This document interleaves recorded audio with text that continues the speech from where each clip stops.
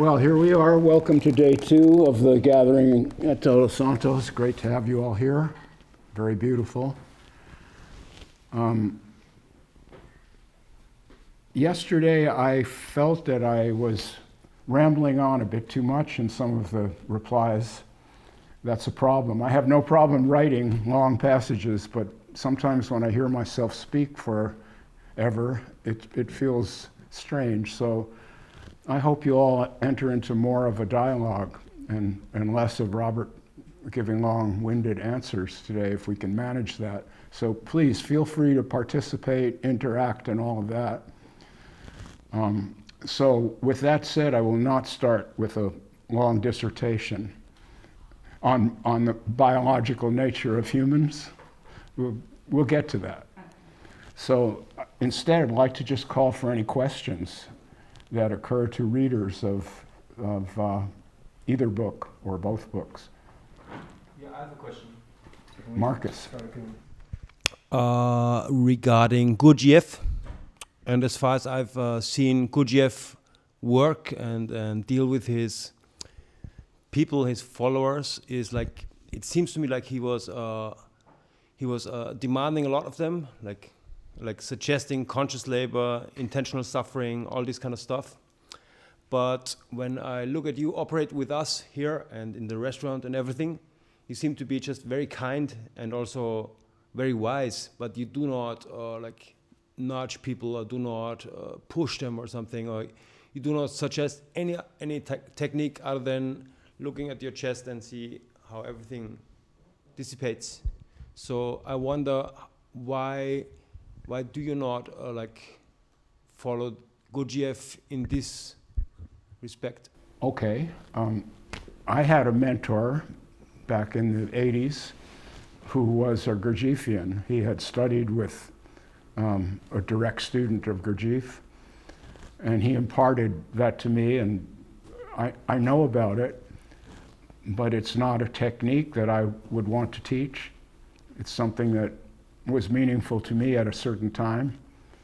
And also, I don't consider myself a spiritual teacher the way that Gurdjieff did.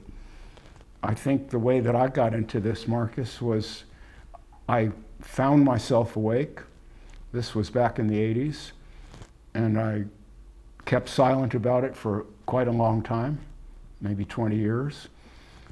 And we were already living down here, and I was practicing psychotherapy as my profession. And some of my writing online attracted the attention of someone who had a magazine called The Baja Sun. And she asked me to write an article about awakening in Baja California. And it was kind of a promotional magazine, so I felt funny about it and kept putting her off. But eventually she convinced me to do it, and I wrote that article. And the article came to the attention of a couple of people, and they interviewed me, and it's gotten to this. This was not my intention. Sitting here in this chair doing this was never my intention. I mean, Gurdjieff had an intention to, be a force, be a spiritual teacher. I'm just doing this because that's what I'm doing, and I'm not teaching anybody a method for awakening. I don't have one. What I'm doing is saying I find myself awake in this moment, which is already an audacious claim. I understand that, but it's true as far as I know. And what I'm willing to do is reply to questions from that perspective, but I have no way of telling you how to wake up. No way. The Gurdjieff method, what Gurdjieff did was, he said that there were several centers in the human being. There's an emotional center, an intellectual center, and a moving center. So the body, the mind, and the heart, basically. And his exercises were intended to get those three working harmoniously. And so he would give people very difficult projects and then interrupt them in the middle of any project, try to scramble their brains. And, he was a very difficult man. He gave people hard projects and then made it impossible for them to carry the projects out. So I'm not going to do that. If you ask me a question, I'll just give you an honest answer, and I figure that's the best I can do. And Yes? if you see us, or let's say, if you see me doing strange things, would you criticize it, or would you just let it slip? Well, you'd have to tell me what you mean by strange. For example, I know that you said you were helped by your mentor Willem Nieland, isn't it? Walter Chappelle. was Walter his Chappelle, name. sorry. Yes. Like he was pointing to some grips of the ego of yours. Yes. So also that is something you wouldn't do here with us. I don't want to do anything with you, Marcus. What I want to do is simply reply to your questions as a kind of philosophical awakening, but not, I don't want to play with your brains. I'm not going to do that with anyone. First of all, I don't have what it takes to do that. I don't even know what it takes to do that, but whatever it is, I don't have it. I'm not a manipulator or a hypnotist. If you ask me a question, I will do my best to reply. And I don't want anyone to imagine that my replies are truth with a capital T, because they aren't. They're just my point of view, which I say is an awakened point of view. And that's an audacious claim in a way.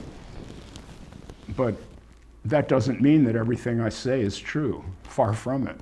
I mean, you may ask me a question and I'll reply, and then you'll think to yourself, I don't really think that's right. I hope you do. I hope that you come to all of these meetings with a critical mind. Because if I have anything to teach, and I do have this to teach on a philosophical level, never accept anything that someone is saying just because that person seems to have some authority. He's older, sitting in the front of the room, other people are looking at him. See, that's no test of anything. It means nothing. You know that I'm a pretty harsh critic of the name brand spiritual teachers. And I consider most of them are hypnotized themselves.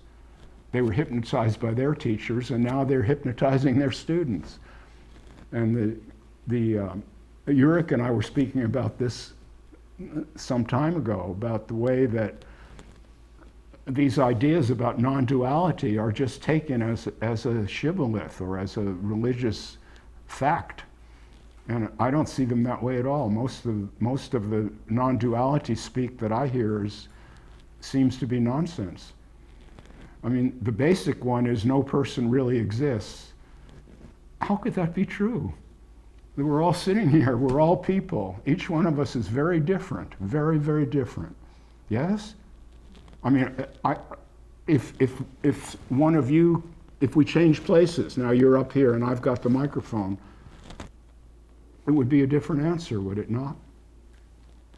So you're a person and I'm a person. You have your point of view, I have my point of view. The reason that these non-duality people, I say, get into this truth is because that no person really exists, is because they know that at some point they won't really exist. We call that death. And they just want to get it over with while they're still breathing. And that way they think, well, now I get to breathe and no worries. I'm not afraid anymore of dying. There's no mortality. Nothing bad will ever happen, because if it does, I'm only dreaming it. I don't know how anyone could really be convinced of that. It seems absurd on the face of it. I know why there's something good about it, and that is because, yeah, from the inside, as you even say yourself, you're not a person, so where's the person in the inside? I don't say that I'm not a person. What I say is that the societal definition of a person, I don't accept.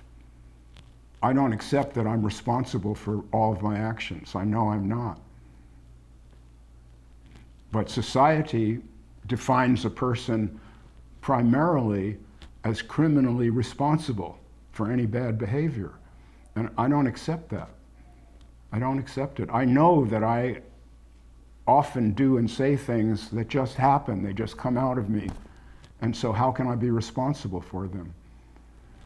I didn't choose the place of my birth, I didn't choose my parents, I didn't choose the neighborhood I grew up in, or my playmates and schoolmates. I didn't choose this body, I didn't choose this brain. So how can I be responsible for all of it? I can learn rules, and I can try to follow those rules, probably because of fear. But suppose I fail. Suppose I fail. We all fail in that sense. And one of the features of what I call being awake is no self-blame. There's also, the other side of that is no pride. So that's a deal that a lot of people don't want. In fact, most of the people I've ever explained this to really don't want that. They want to be proud of themselves. They want to think they're accomplishing a lot, and that what they do is very important and worthy of respect. But I don't see that. I just see that I'm rather automatically doing what I do. I'm not making these words. I have no idea where they're coming from. They're fresh to me, just as they are to you. I don't know what I will say next. I know that I'm not supposed to say certain things next, like, fuck you. I'm not supposed to say that. So I've learned, I have that much willpower, enough to, not be totally offensive. But beyond that, I'm not the creator of my thoughts. Anybody who's ever meditated for 5 minutes will know that. Your thoughts just bubble up. Well, those thoughts, I am now verbalizing them. So I'm not making this stream of consciousness. I'm just expressing it. Even the fuck you, that just came up, I didn't invent it. I'd heard it many times in my life, and it's on the tape. And that tape came around and boom. Yes? Am I making sense? You have a further question. Get the microphone back. I see that you are saying like denying a person is a hypnosis to escape death, right? Because that is to say no person, to say we're just dreaming all this. This isn't really happening. We're just dreaming that. That's nonsense. It's meaningless. But in another sense, for me to say that there's no person makes sense when it is about let's say my feelings. So before I was thinking I'm a person like now in touch with hunger. Now I'm afraid. Now I have a sexual desire. But now with this new information, it turns out that this is the same. Like this is hunger. This is sexual desire. This is fear. But this is not a person suddenly receiving, like it's. Well, if you have sexual desire, you're not the creator of that. That's biological. We're mammals. We're programmed to be sexual, deeply programmed. I mean, well, now you're going to get the biological. Okay, I know you wanted it. Not sex, you wanted the explanation, I get that. Those of us who are in this room are all the descendants of a long, unimaginably long line of ancestors, all of which were the best survivors, the fittest of their type. We all go back to a universal ancestor that is the ancestor not only of all of us, but of every living thing, plants and animals and mushrooms, humans, gorillas, all of it. There's one ancestor. And out of that ancestor is the bottom of our family tree, and all of us are on the branches of that tree.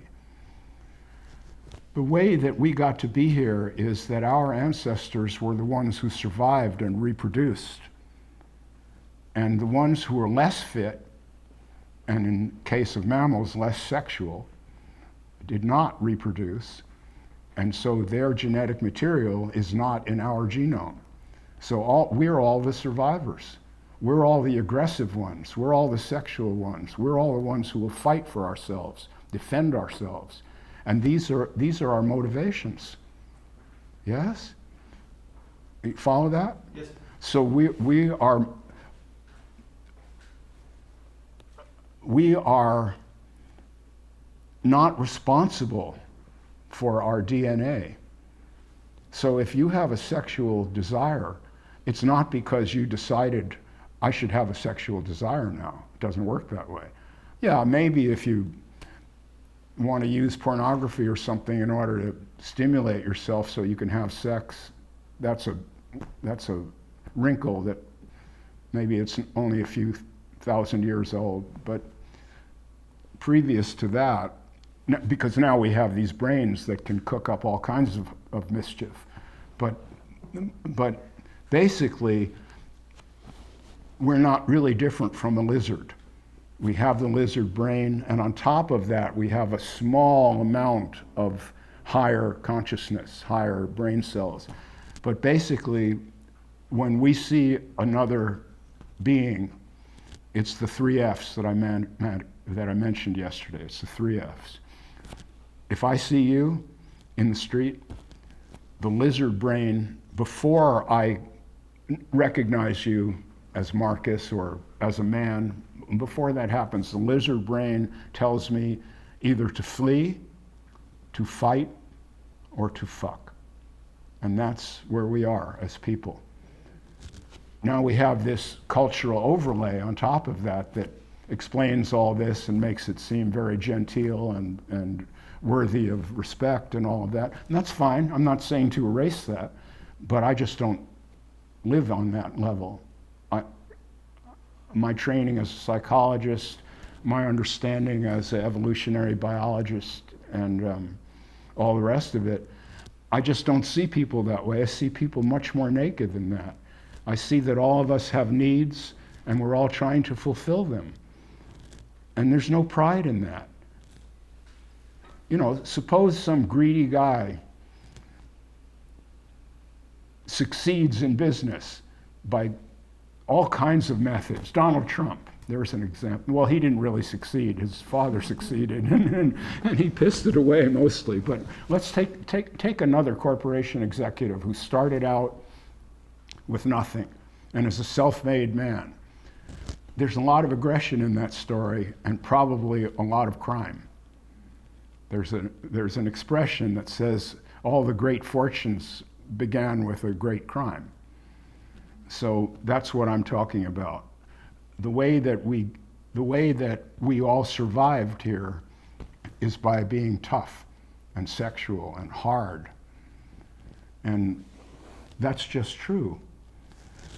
Fortunately, we also have an element of love in us that it also serves to help us survive. We come together with friends and family and we work together. If we didn't have that, we would just be totally aggressive, and with these large brains, we would be nothing but deadly. But the love factor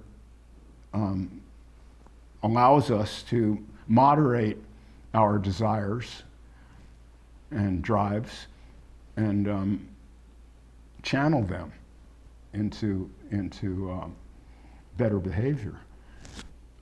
But I didn't invent that love nature either. It's just part of the DNA along with everything else. So I can't say, oh, what a loving person I am. You know, I'm not going to sit here like one of these gurus and say, it's all love. It's just so wonderful. Once you understand, it's all love. It's bullshit. That's not who we are, I say. So that's the biological explanation, if you get that. We evolved, and those of us who survive are real tough inside. If we get our backs to the wall, we will defend ourselves in one way or another. We'll fight hard, very hard. Okay, once again, I've been long-winded. I find it embarrassing, but maybe it's useful. I don't know. I have a question. Yes. You sometimes mention that you have critics and That I have critics. critics, yes. Critics, yes. Critics, yeah, I sure do. Yeah, and I'm wondering how do you deal with them? Because when you say there is no person, or you are not the person who is responsible for acting or speaking or even your writing, which I really understand and I feel the same. And it's difficult because sometimes the action that's happening triggers a response which is quite violent and maybe not easy to take in. And I was in jail as well, so sometimes even police was involved. And I want to ask, how do you respond to your critics? Well, I'm not clear on what you mean by how do I respond. I mean, first, I don't understand how do you get that there are critics? Is it like letters, or is it like people coming to your house and say, "What do you write?" It's not. Fortunately, my critics don't know where I live, so I don't need any security so far. No, the truth is that that the things that I say upset a lot of apple carts, including ways that people make a living, and also emotional crutches that people are using to feel better. And some of those people just want to tear down what I'm saying. That's fine. I don't have any problem with it. I mean, so you just keep your mouth and let them talk, or let them criticize you, and you don't respond to that. No, if the criticism has some merit, from my point of view, then I will try to understand more what the person is saying, because maybe there's something wrong with my point of view. I said this yesterday. It may sound as if I'm very definite when I make these statements, but there's another point of view that I have. I'm listening to myself, and I'm looking for bullshit. And so if someone else says, well, Robert, what you're saying doesn't sound kosher to me, if that person can enter into a dialectic with me, a reasonable conversation, I'm all for it. I've had those conversations online with lots of people, and I've benefited from them. If someone just tells me, Robert, you're a creep, there's no point to it. Yeah, so then I'm not wounded by it, because I know that people just say what they must. No one ever chooses what to say next. We might be able to muzzle ourselves. That's not easy. But if the thought comes up, we might be able to bite your tongue. But usually the words just come out. And I know that about myself, so I know it about everyone else, and I don't take it that seriously. It's just words. And also, I have to add that I understand that the things that I'm saying, some of them are quite radical. And if you want to speak radically, you're not going to get a great deal of agreement from people who are more middle of the road. They don't really want. For example, when I say there's no God except in your mind, I already have critics, and that's a very simple statement. And right now, I've been monitoring the reviews for Depending on No Thing, and there are only 8 reviews so far. It's a long book. I guess people have to wait until they finish it to express their opinion. So there's 6 glowing reviews, how valuable this was, how wonderful it was, and there are 2 really negative reviews. There's nothing original here. This is who does he think he is, and that kind of thing. That's the way it goes. It's the marketplace of ideas. We're all in it. Yes? Does that address the question? Yes, I mean, maybe I imagined something that people are coming after you and you have to defend yourself or something like this. Physically? Yes. Well, I'm 74 years old. I hope that doesn't happen. There was a time when I might have defended myself physically. I don't think I'm really capable. I'd need a weapon at this point. A gun would be good, maybe a sword or oh, I don't expect to be attacked in the street. I hope that doesn't happen. That's good.